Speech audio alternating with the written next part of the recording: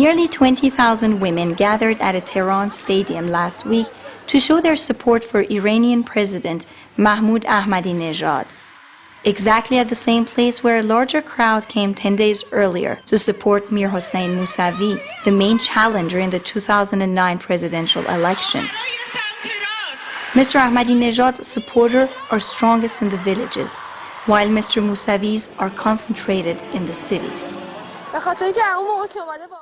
Since he's been in power, there's been less crime. That's because of Ahmadinejad. He takes care of the cities and villages. He cares about the poor because he understands the needs of people.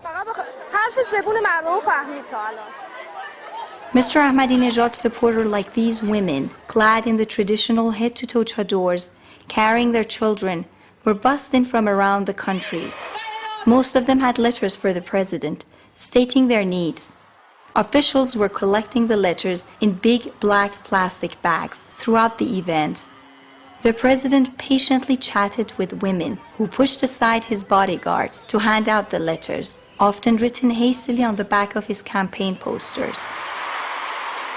The women interviewed praised Mr. Ahmadinejad, saying he had responded to their immediate financial needs, had built schools in their villages, and paved their roads. On the contrary, at rallies last week, Mr. Mousavi's supporters were mostly young people from the cities who wanted more social and political freedoms, as well as jobs.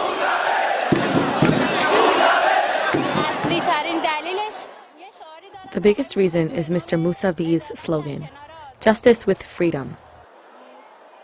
The greatest need of our young people is freedom. In our country, justice has lost its meaning. We've never seen real justice. It's always been only words.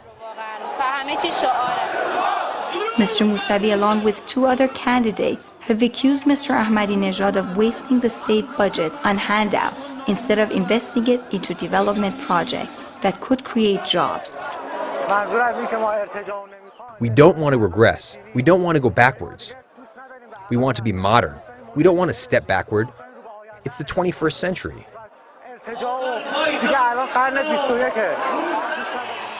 At the rallies, Mr. Mousavi's supporters have chanted, "We don't want a potato government," a reference to the distribution of free potatoes around the country by Mr. Ahmadinejad. People in the cities have deemed such efforts as a way to buy votes ahead of the elections.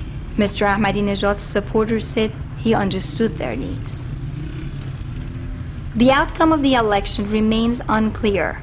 However, recent polls suggest a larger voter turnout in the cities may increase Mr. Mousavi's chances in the elections.